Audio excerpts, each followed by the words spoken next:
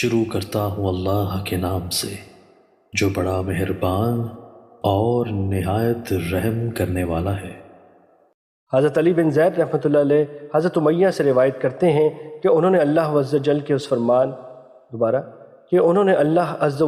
فرمان خواہ تم دل کی باتوں کو ظاہر کرو یا پوشیدہ رکھو، اللہ تم سے ضرور اس کا محاسبہ کرے گا، نیز اور جو کوئی برا کام کرے گا تو اس کا اسے بدلہ دیا جائے گا کے متعلق حضرت عائشہ رضی اللہ تعالیٰ عنہ سے دریافت کیا تو انہوں نے فرمایا جب سے میں نے رسول اللہ صلی اللہ علیہ وسلم سے دریافت کیا اس کے متعلق مجھ سے کسی نے دریافت نہیں کیا۔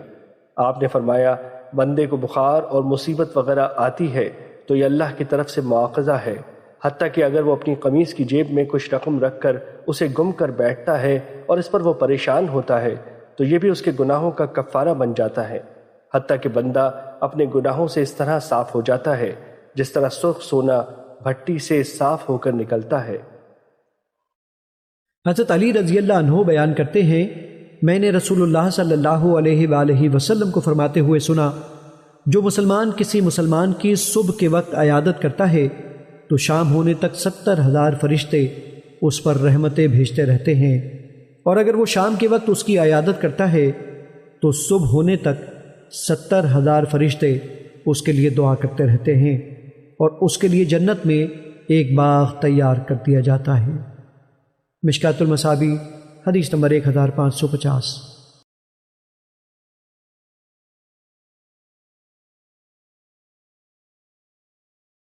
حضرت اسامہ بن زید رضی اللہ عنہ بیان کرتے ہیں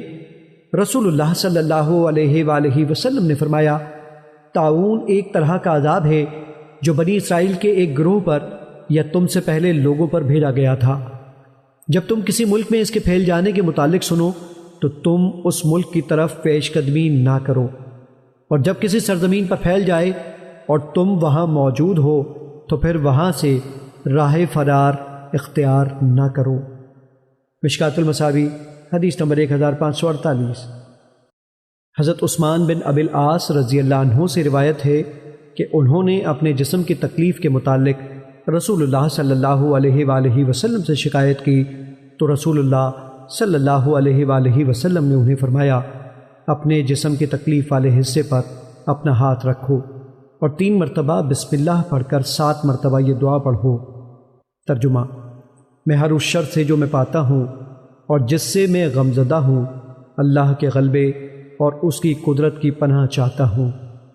راوی بیان کرتے ہیں میں نے ایسے کیا تو اللہ نے میری وہ تکلیف دور کر دی۔